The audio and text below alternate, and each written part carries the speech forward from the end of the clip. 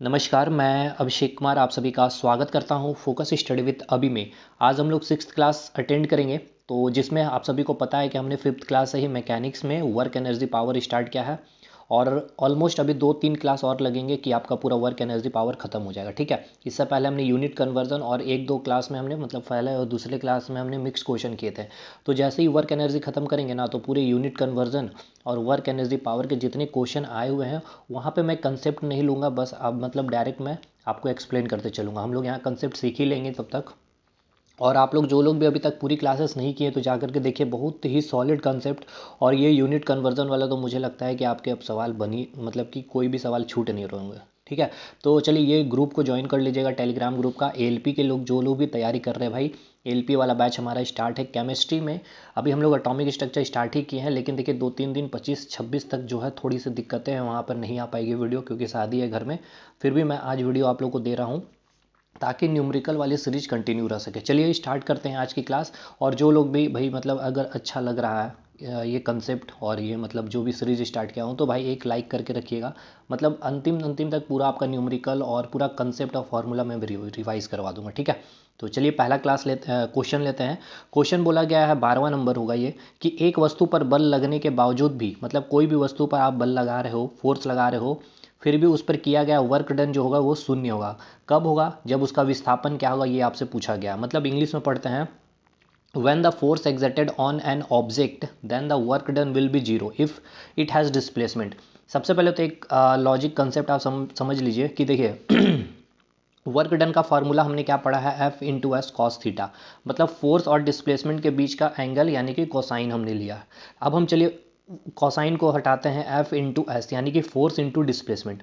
मतलब कि अगर आपको वर्क चाहिए यानी कि आपको कार्य करना है, तो दो कंडीशन रिक्वायर है। एक तो आपके पास फोर्स होना चाहिए और दूसरा कंडीशन ये है कि उसमें क्या होनी चाहिए, डिस्प्लेसमेंट होनी चाहिए। जैसे कि एक एग्जांपल देता हूँ, आप ये इस दीवार को देख रहे हो, ठीक है, ये आपके पास दीवार बना हुआ है। आपने क्या किया, इस दीवार पर क्या कर रहे हो, फोर्स लगा रहे हो। ठीक है, आपने मतलब कि 100 न्यूटन का फोर्स लगा दिया, 200 न्यूटन का फोर्स लगा दिया, लेकिन ये दीवार जो थी एज इट इज़ वहीं खड़ी रही। मतलब डिस्प्लेसमेंट क्या हुआ, जीरो हुआ। इट मीन्स वर्क क्या होगा, जीरो होगा। क्यों? क्योंकि वर्क के लिए हमने क्या देखा कि दो कंडीशन चाहिए, एक तो फोर्स होना चाहिए और दूसरा हमने देखा कि उसमें डिस्प्लेसमेंट होनी चाहिए। तो यहाँ आपसे सवाल में पूछा गया है कि कोई भी वस्तु पर बल लगाने के बाद भी, ठीक है, आप एफ फोर्स लगा देते हैं, मान लेते हैं 10 न्यूटन का फोर्स आपने लगाया है, और उसके बावजूद भी किया गया कार्य जो है वो बोला गया शून्य है। शून्य कब होगा? इट मीन्स उसका डिस्प्लेसमेंट क्या होगा, जीरो होगा। तो वही आपसे पूछा गया कि उसका विस्थापन क्या होगा, तो उसका विस्थापन क्या होगा, जीरो होगा।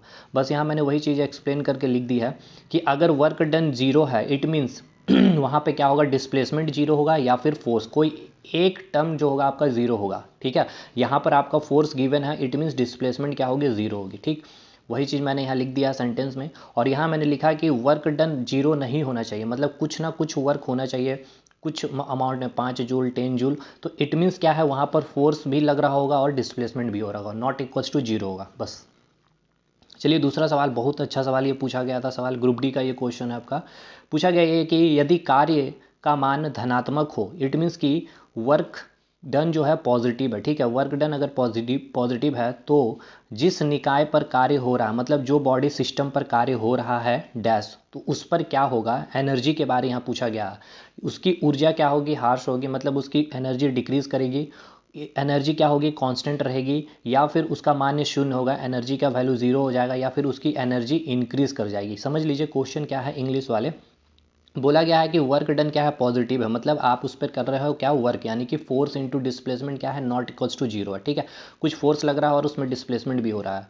तो जिस बॉडी सिस्टम पर आप फोर्स लगा रहे हो और इसमें जो डिस्प्लेसमेंट हो रहा है, ठीक है ना, ये जो डिस्प्लेसमेंट हुआ है और ये आपने जो फोर्स लगाया है, तो इसके कारण उसकी एनर्जी के बारे आपसे पूछा गया। तो एनर्जी का मान क्या होगा, डिक्रीज होगा या फिर कांस्टेंट रहेगा या फिर शून्य हो जाएगा या फिर इंक्रीज कर जाएगा। तो सबसे पहले ये समझिए एनर्जी का आप फॉर्मूला डेफिनेशन सुन लीजिएगा, capacity of doing work is called energy. ठीक है, जो कार्य करने में जो आपकी जो कार्य करने की जो क्षमता होती है उसे हम क्या कहते हैं, एनर्जी कहते हैं।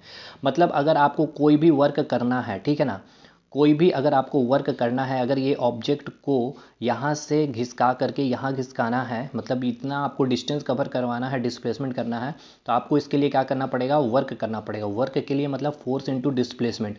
और ये वर्क कब होगा, जब तक कि आप उसमें क्या करोगे, एनर्जी नहीं पुट डाउन करोगे। ठीक है, तो मैंने लिखा है कार्य करने के लिए ऊर्जा की क्या होती है, आवश्यकता होती है। कार्य तब तक नहीं होगी जब तक कि ऊर्जा आप उसमें अप्लाई नहीं कर रहे होगे। ठीक है, और यहाँ पर जैसे बोला गया है कार्य क्या है, पॉजिटिव है। ठीक है, धनात्मक है। अगर कार्य पॉजिटिव है, ठीक है, वर्क पॉजिटिव है, तो एनर्जी भी क्या होगा, पॉजिटिव होगा। पॉजिटिव कहने का मतलब क्या है कि एनर्जी इंक्रीज हो रही होगी, तो इसकी ऑप्शन क्या हो जाएगी, डी आंसर। ठीक है, उसकी एनर्जी में क्या होगी, वृद्धि होगी। 14वां नंबर जो क्वेश्चन है बहुत अच्छा क्वेश्चन है। इसमें मैंने तीनों लॉजिक ले लिए, तीनों कंसेप्ट। इसमें बोला गया है कि इनमें से कौन सा पोजीशन होगा या कौन सा कंडीशन है, ठीक है, कि जहाँ पर आपका वर्क डन जीरो होगा, मतलब कोई भी वर्क डन नहीं हो रहा होगा। चार कंडीशन क्या दिया हुआ कि कपिल कोई एक व्यक्ति है, अपने कंधे पर 10 kg का भार लेकर खड़ा हुआ है। ठीक, दूसरा कंडीशन दिया हुआ है सचिन 4 किलोमीटर चलता है। तीसरा कंडीशन दिया कोई कूली है, किसी बस से किसी कार तक एक वजन ले जाता है। और चौथा कंडीशन दिया हुआ है कि अरुण मैदान पर क्रिकेट खेलता है। सुनिए, तो हमें पूछा गया है कि इनमें से कौन सा कंडीशन है होगा जहाँ पर वर्क डन की वैल्यू क्या होनी चाहिए, जीरो होनी चाहिए। तो जीरो का हमने कंडीशन दो देखा है। एक क्या है कि फोर्स या डिस्प्लेसमेंट में से कोई भी एक चीज़ क्या होनी चाहिए, जीरो होनी चाहिए। ठीक है, तो सबसे पहले हम लोग यहाँ पर देखते हैं वर्क डन का फार्मूला क्या होता है, F into S equals to cos theta.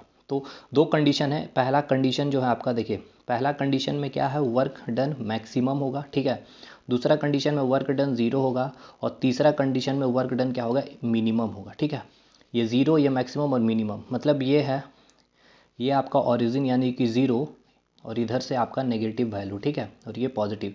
Work done zero, work done positive और वर्क डन माइनस, तो तीन कंडीशन है। तो पहला कंडीशन हमने लिया थीटा इक्वल्स टू 0 डिग्री, मतलब कहने का मतलब ये है कि ये जो ऑब्जेक्ट है इस पर आपने जो फोर्स लगाया और इसमें जो डिस्प्लेसमेंट हुआ है, यानी कि फोर्स और डिस्प्लेसमेंट जो हो रहा है वो क्या है, वहाँ पर थीटा क्या है, 0 डिग्री है। इट मीन्स कैसे आप कर रहे होगे, देखिए ये आपने फोर्स लगाया है और ये ऑब्जेक्ट का डिस्प्लेसमेंट भी इधर हुआ, तो ये क्या है, एंगल आप देखिए, ये फोर्स भी इधर और डिस्प्लेसमेंट भी इधर। ठीक है, तो इट मीन्स थीटा की वैल्यू क्या हो गई, 0 डिग्री। तो कॉस थीटा की इक्वल्स टू क्या होता है, 1 होता है। ठीक है, तो एफ, तो हम वर्क डन इक्वल्स टू लिखेंगे F into S cos 0 degree. It means work की वैल्यू क्या हो जाएगी, एफ इंटू एस, और ये जो वैल्यू होती है मैक्सिमम वर्क डन होता है। तो वर्क डन मैक्सिमम कब होगा, जब फोर्स और डिस्प्लेसमेंट का डायरेक्शन क्या होगा, सेम होगा। ठीक है ना, तो ये पहला कंडीशन हो गया जहाँ पर वर्क डन मैक्सिमम लगेगा।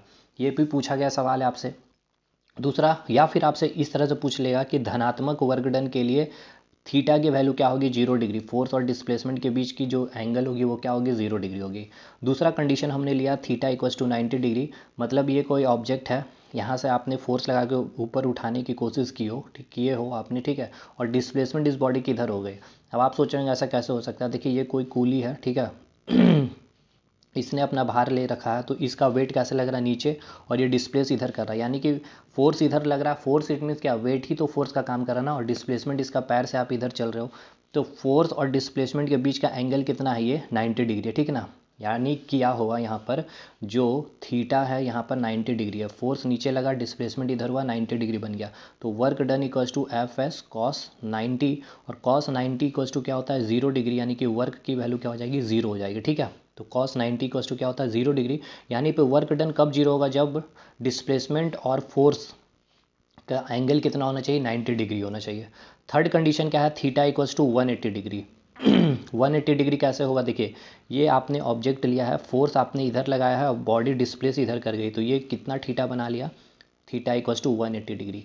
अब कॉस 180 का इक्वल्स टू क्या होता है, देखिए ये ग्राफ कॉस का चलता है, ग्राफ ये देखिए साइन और कॉस का ग्राफ याद रखिएगा हमेशा, आपको कोई वैल्यू याद नहीं करना है।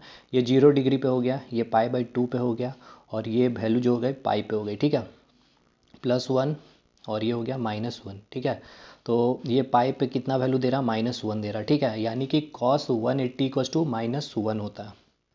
तो हम निकाल लेते हैं W equals to F into S cos 180 degree. तो f इंटू एस और कॉस 180 डिग्री क्या होगा, -1, यानी कि -f इंटू एस होगा, यानी वर्क की वैल्यू क्या आएगी, नेगेटिव आएगी। तो आपसे पूछा जाएगा कि वर्क डन कब ऋणात्मक होगा, नेगेटिव होगा, तो जब फोर्स और डिस्प्लेसमेंट का बीच एंगल कितना होना चाहिए, 180 डिग्री होना चाहिए, या विपरीत दिशा में होना चाहिए, इस तरह से भी अपोजिट डायरेक्शन होनी चाहिए दोनों की, फोर्स और डिस्प्लेसमेंट की, ये याद रखेंगे। अब आइए इस क्वेश्चन पे पूछा गया है कि इनमें से पोजीशन में, इनमें से चारों में से कौन सा कंडीशन में आपका जो वो कार्य क्या होगा, नहीं किया जाएगा, मतलब वर्क डन 0 होगा। देखिए कपिल अपने कंधे पर 10 के, ये कोई कपिल है, ठीक है इसने अपने कंधे पर 10 केजी का क्या किया है, भार लेकर के खड़ा है, ठीक है। अब ये खड़ा है तो यानी कि फोर्स तो नीचे लग रहा है लेकिन डिस्प्लेसमेंट क्या है, 0 है। तो एक कंडीशन ये भी बनता है कि वर्क डन कब होगा, फोर्स इंटू डिस्प्लेसमेंट, या तो कोई फोर्स या फिर डिस्प्लेसमेंट अगर 0 है तो ये भी एक कंडीशन। तो इसी कंडीशन से आपका ऑप्शन नंबर ए सही हो जाएगा, ठीक है। और ये 3 कंडीशन मैंने ये समझाया कि जब आपसे पूछ ले जाएगा कब मैक्सिमम होगा, कब 0 होगा, कब मिनिमम होगा, कब नेगेटिव होगी, डायरेक्शन क्या होगा, एंगल क्या होगा, तो आप यहाँ से बना लेंगे। दूसरा देख लीजिए, सचिन 4 किलोमीटर चलता है, तो देखिए यहाँ पर वर्क डन 0 नहीं होगा। क्यों नहीं होगा, देखिए इस तरह से सचिन 4 किलोमीटर चल गया तो डिस्प्लेसमेंट हो गया, अब इसका वेट भी तो नीचे काम कर रहा है, तो इट मीन्स अब चल रहा है तो किसी ऐसा नहीं है कि पूरा 90 डिग्री पे चले, कुछ एंगल पे चलेगा, तो थीटा की वैल्यू यहाँ पे 90 नहीं होगी, इसलिए ऑप्शन नंबर बी भी नहीं होगा इसलिए, यानी कि ऑप्शन नंबर ए ही होगा इसका सही आंसर, ठीक है। उसके बाद आइए ऑप्शन नंबर सी, एक कुली किसी बस में से किसी कार तक एक वजन ले जाता है, ठीक है। एक कुली किसी बस से, तो यानी कि ये क्या कर रहा है, ये कोई बस है, ठीक है, और इस कुली ने क्या किया, किसी बस से किसी कार तक एक वजन ले जाता है। यहाँ पर एक कोई कार है, यहाँ से यहाँ तक लेके जा रहा है, तो देखिए ये पर्सन इस तरह से लेके जा रहा होगा वजन, तो इसका वेट इस तरह से काम करेगा, मतलब कुछ झुक करके ये चलेगा, ऐसा नहीं कि अगर ये खड़ा रहा, ठीक है, इस तरह से खड़ा रहेगा तब इस पर क्या होगा, वर्क डन 0 होगा, ये हमेशा याद रखिएगा क्योंकि डिस्प्लेसमेंट यहाँ पर 0 हो रही है। अरुण मैदान पर क्रिकेट खेलता है तो सर्टेन एंगल, कोई ना कोई फोर्स और डिस्प्लेसमेंट के बीच उसका एंगल होगा 90 डिग्री में। तो ऐसा नहीं कि आप क्रिकेट खेलेंगे एकदम स्ट्रेट खड़े हैं और एकदम स्ट्रेट चल रहे हैं, तब तो कभी गेंद ही नहीं पकड़ पाएंगे आप, समझ गए ना, मतलब ये कंसेप्ट आपको समझाना था। तो ऑप्शन इसका ए सही हो जाएगा, ये याद रखिएगा, ये आपका पूछा गया सवाल था, आपके ये एग्ज़ाम में पूछे गए थे, किसमें, ग्रुप डी का ये सवाल है, ठीक है। तो आई होप समझ में आ गई होगी चीज़ें। चलिए अगले 7th क्लास में मिलेंगे, होप सो शायद कल मिल जाए आपको, ठीक है। चलिए मिलते हैं अगले वीडियो में, तब तक के लिए धन्यवाद।